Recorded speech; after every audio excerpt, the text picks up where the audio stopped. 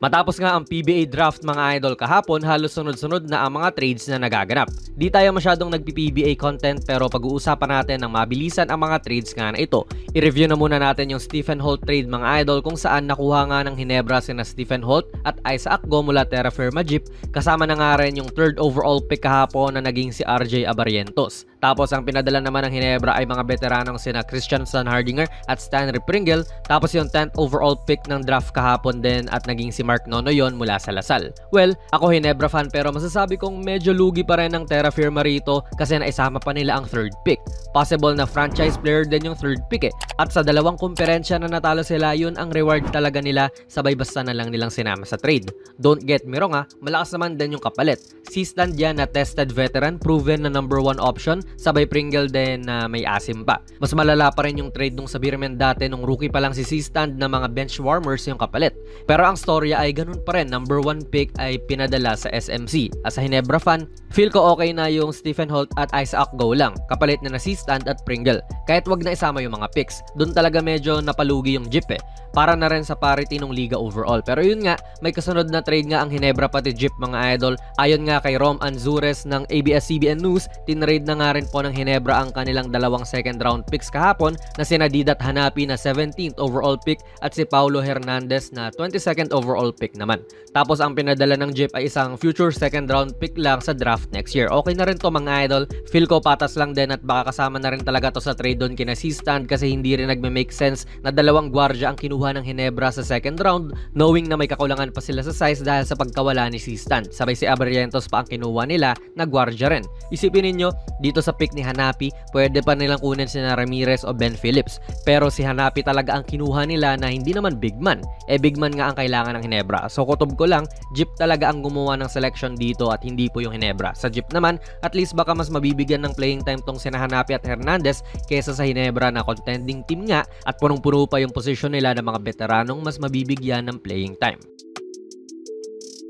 Nga pala mga idol, ang video na ito ay sponsored ng 1xBet, ang isa sa mga trusted betting sites dito sa Pinas at sa ibang bansa.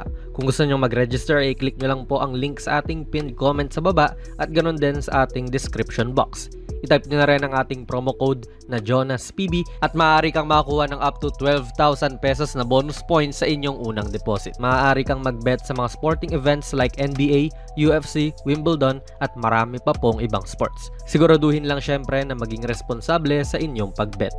Ituloy natin yung sa Ginebra mga idol. Si Ben Adamos din mula Northport, kinuha na ng Ginebra kapalit si Sydney Onwubere. Straight up 1-on-1 trade lang to mga idol at goods to para kay Sydney rin.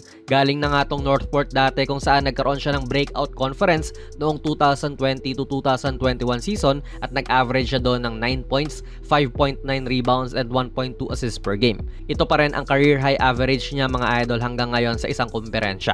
Sabay after nun tinrade na siya papuntang Ginebra at naging more on bench warmer na lang din siya. At least dito sa Northport magagamit talaga siya ng husto. Sabay sa Ginebra naman bigger player ang nakuha nila na si Ben Adamo. 6'7 ang height, may shooting sa labas din to pero bench warmer lang siya sa Northport mga idol. Nitong huling season lang nag-average lang siya ng 1.5 points and 0.7 rebounds per game sa 4 na appearance niya.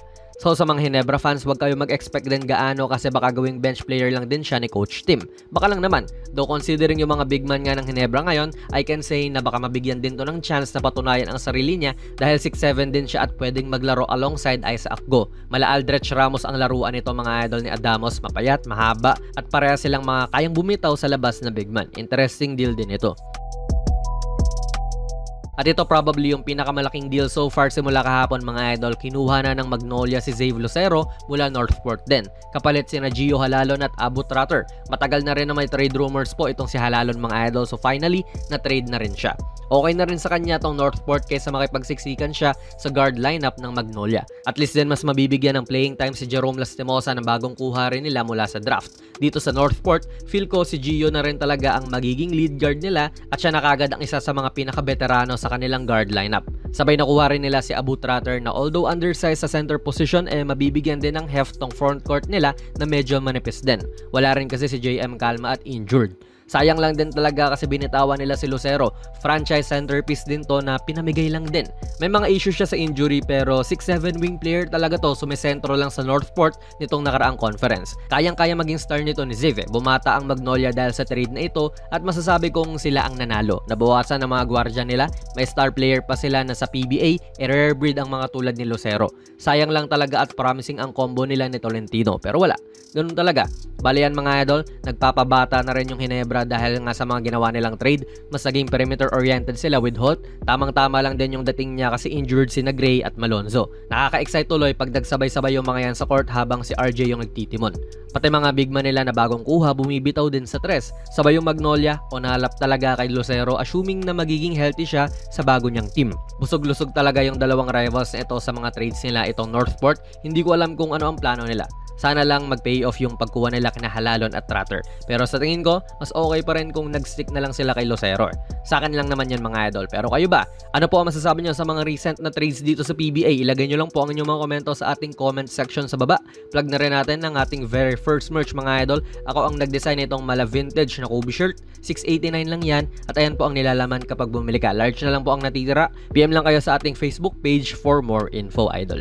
Kung nagustuhan nyo po ang ating video ay pipindot na lang idol ng like button, mag-subscribe ka na rin sa ating channel at ako nga pala si Jonas PB and as always, hanggang sa muli.